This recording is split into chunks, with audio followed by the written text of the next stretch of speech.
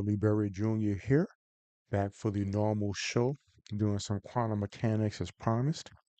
Uh, I'll be looking at some normalization, as it says in the title. I wanted to particularly look at a mathematical maneuver that was utilized in the Griffith textbook to do the derivation of the fact that normalization does not change as a function of time. So the idea is that if we look at the idea of normalization like was on the screen there,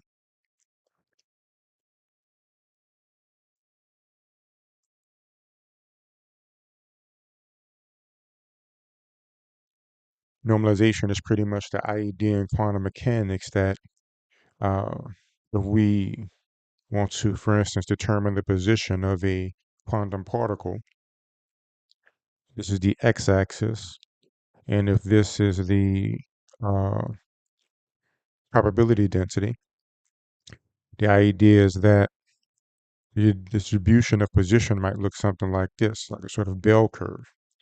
And the mean, like where we'll most likely find the particle, I guess you could say, will be here.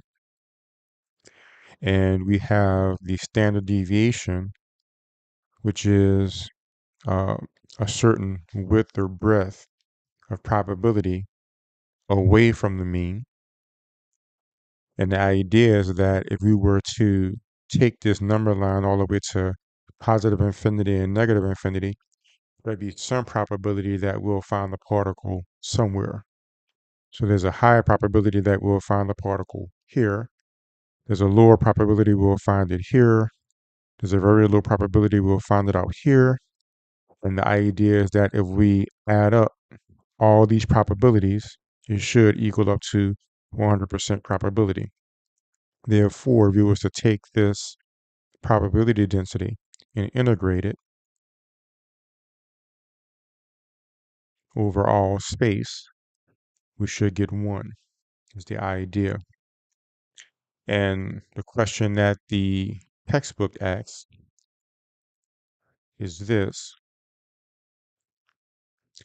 is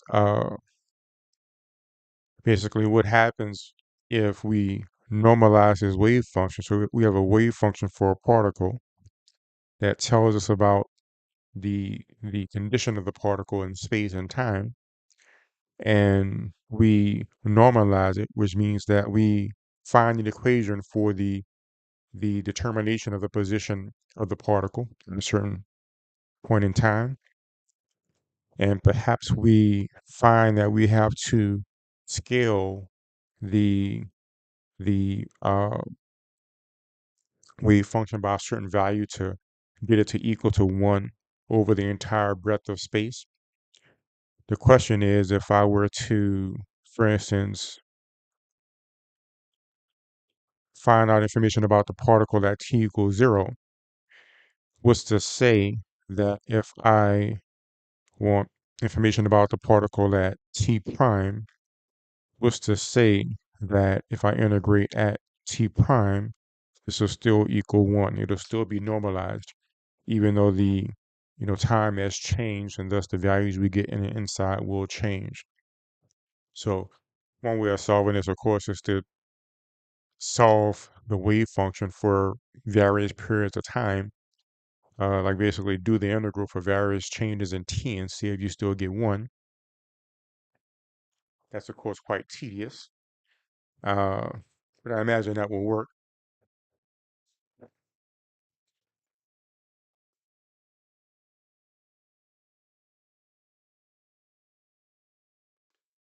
But what we can actually do is solve it symbolically, and that's what I wanted to look at again. So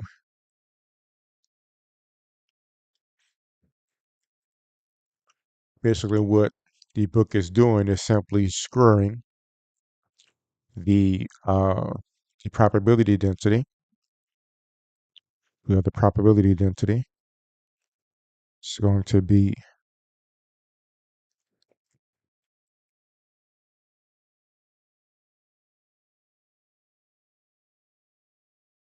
I don't remember if the probability density itself is square. I don't think it is. It might be.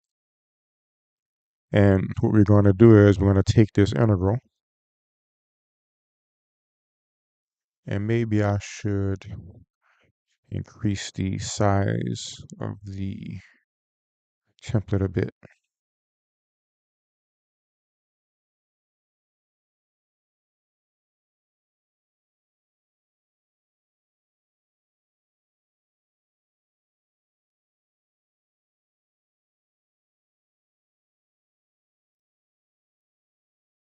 A bit more.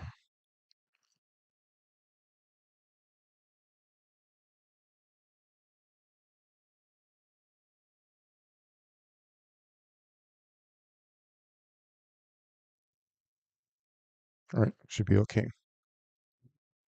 So we have the same integral that we had before, negative infinity to infinity of psi of x and t dx. And we'll just assume that and this is squared, and we'll just assume that uh, uh, the value that we might have to scale it with is absorbed into the function. And what we're doing is we're going to see if, as a change over time, does this still equal 1? Does it still stay the same? So one detail to keep in mind is that psi of x and t, if we were to square it in quantum mechanics, we have to actually take the complex conjugate multiplied by the regular wave function, because these are complex equations. So I is going to equal the square root of -1. And in order to take the magnitude or breadth of a complex number, we have to basically multiply the complex number times its complex conjugate, and the asterisk is what lets you know that it's a complex conjugate, which basically means that whatever component has I in it, we have to change the sign of that. So if our number is 5 plus 6i, then the complex conjugate equals 5 minus 6i, because wherever has the I just make that component negative. And since I is square root of -1, when I distribute this thing out, the plus and the minus will actually cancel in the middle, and you'll end up with the -1 on the outside that'll cancel with that negative right there, and then it ends up being positive, and you end up with a positive, what do you call it, value for the mean, or the absolute value of that. So we'll look at this, and there's a particular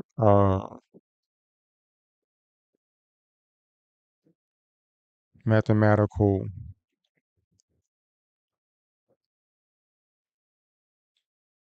maneuver that they do that I would like to look at. The first thing we see they do, they bring the change in time of the entire integral inside the integral. And the idea is that since psi is a function of x and t, has become a partial within the integral. And the particular maneuver that I saw that they did was they pulled this part of it out of the integral and manipulated that part separately and simply plugged it back in. It seems to make everything a bit more clear.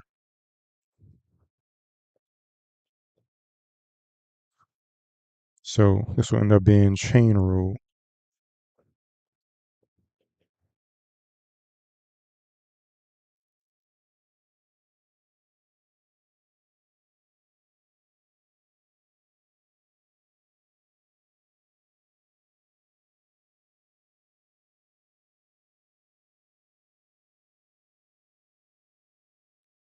And what they did here was to go back to the Schrodinger equation. Let me check. Figure this should. Oh, well, that's because it's right there. Okay. Could have told there was a convenient link that took us back. Oh, here we go. So the Schrodinger equation is I h bar partial psi over partial t. And that's going to equal negative h bar squared over 2 the mass of the particle, partial squared psi over partial x squared plus v psi. So if we look here, we see that we have this component, and all we have to do is solve for that and go partial psi of partial t equals negative. I'm going to divide by I h bar. So this is h bar over 2m I partial squared psi over partial x squared plus 1 over I h bar v psi.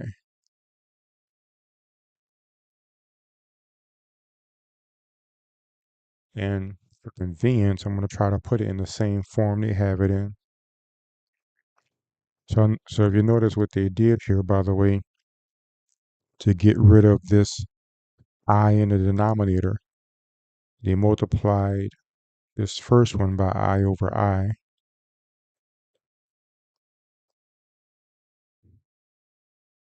And they multiplied the whole thing by I over I, looking at it.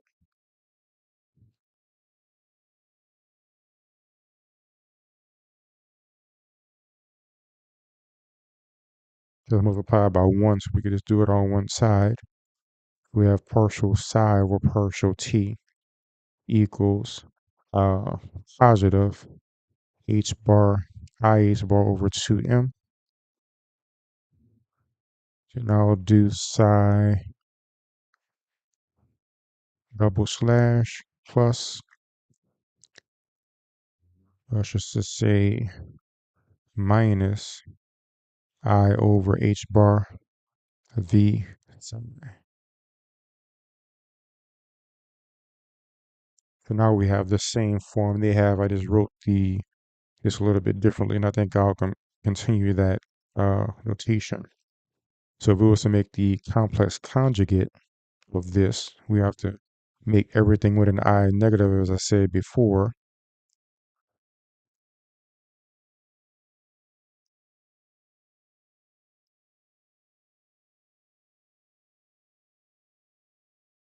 And we have the two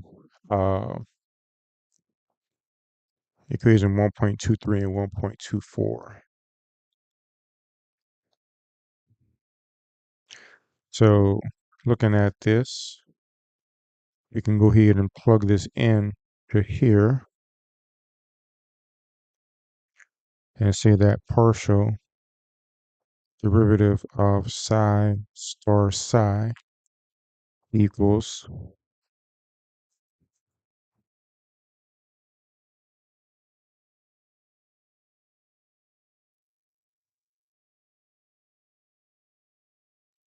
negative I h bar over 2m psi star double derivative with respect to x I over h bar v psi star, and that's going to be times psi plus psi star times negative I h bar over 2m psi star double plus I over h bar v psi star.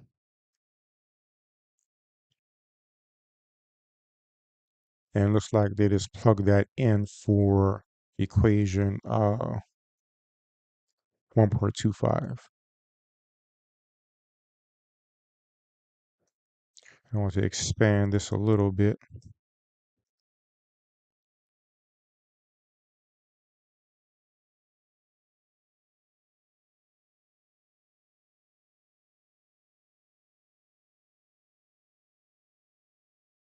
Now,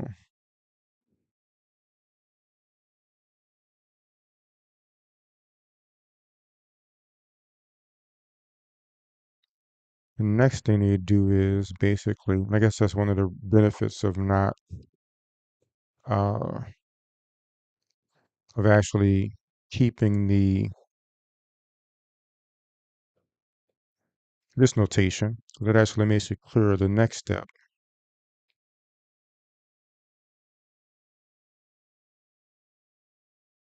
Hold up.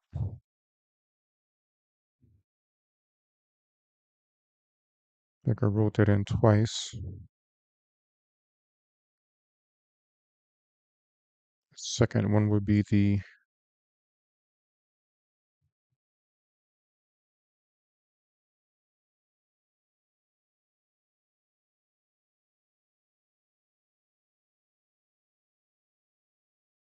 non complex conjugate one.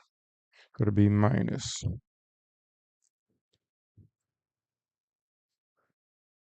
So what we're going to actually do here is if you look at this, and I can actually, like if I was to distribute this psi star into everything and distribute this psi into everything, we see that these two components end up being the same and they're plus and minus each other. So we can actually, they'll just cancel each other out. So then we'll end up having negative I h bar over 2m.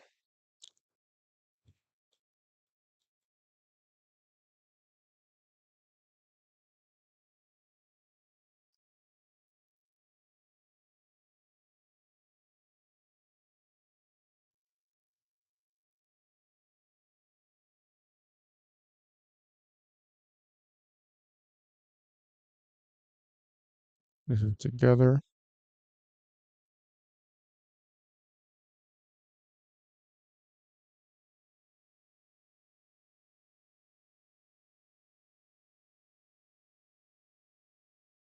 So we have this. So the next thing they did was extract some of this stuff. So both of them have an IH bar over 2m, and both of them have a partial x squared.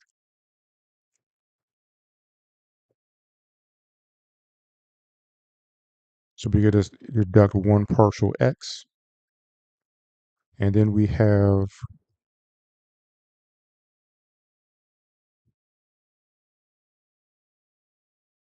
psi prime, psi star minus psi star prime psi.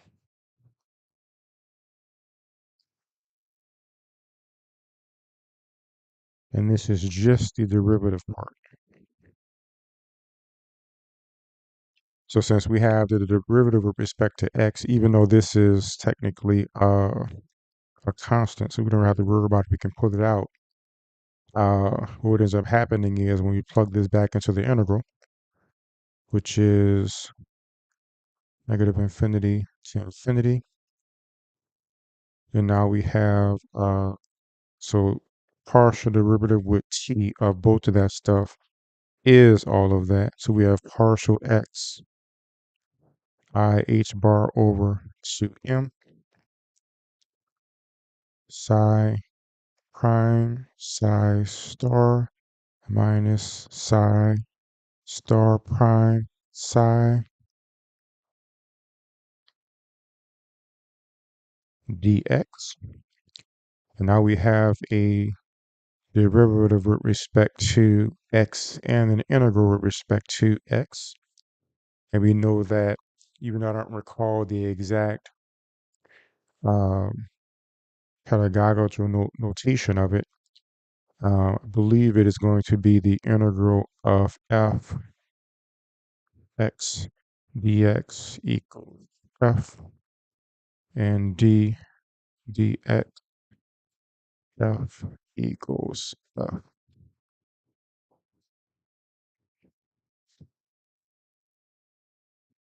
So that should mean that the integral of d dx f dx equals f. So that'll be the integral of f dx, which equals f. See that?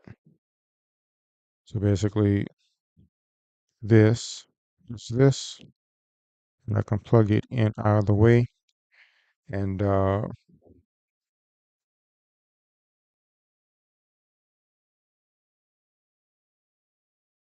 this entire thing here equals this entire thing here. So basically, we have our partial derivative. This is our little f here. And we have the integral with respect to x of the derivative of little f. We end up with your little f. So that means that this is going to equal I h bar over 2m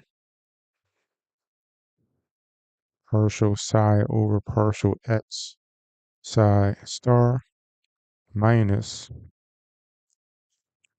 partial psi star over partial x psi. Oh, and we have to still evaluate it over the full bounds.